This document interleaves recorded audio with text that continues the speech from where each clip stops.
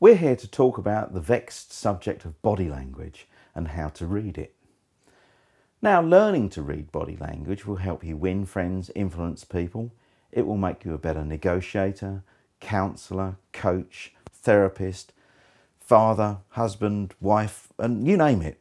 It is important. But unfortunately, there are no absolute hard and fast rules about body language, but there are some things you can learn quickly and effectively, and I'm going to outline 2 or 3 of those now.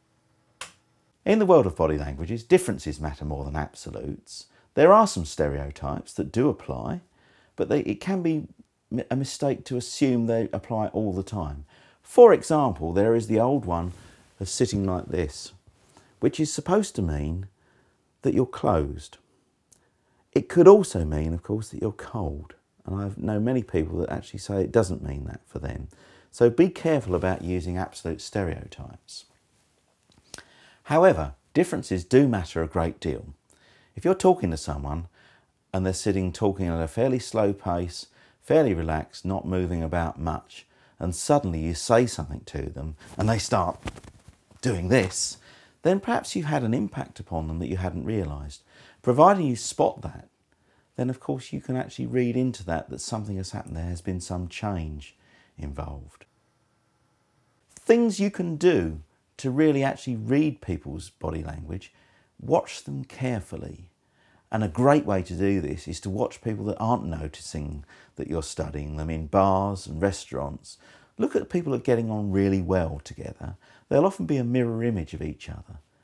And look at people that are not getting on so well, and there could be some sort of conflict or dissonance, or they don't angular, they're not quite the same in the same harmony.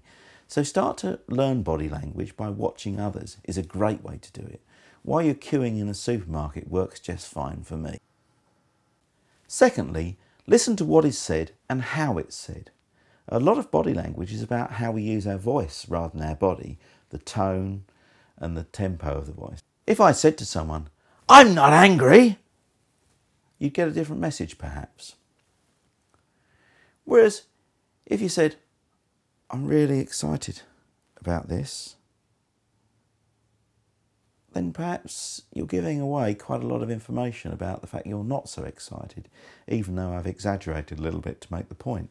People do leak out what they feel through their voice, through the way they sit, through their body language and other areas of their sort of makeup.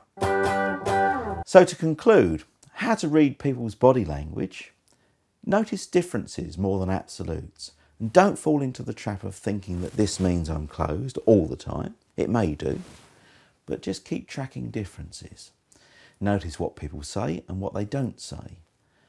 Notice what they say and how they say it, the body language as well as the voice tone and tempo.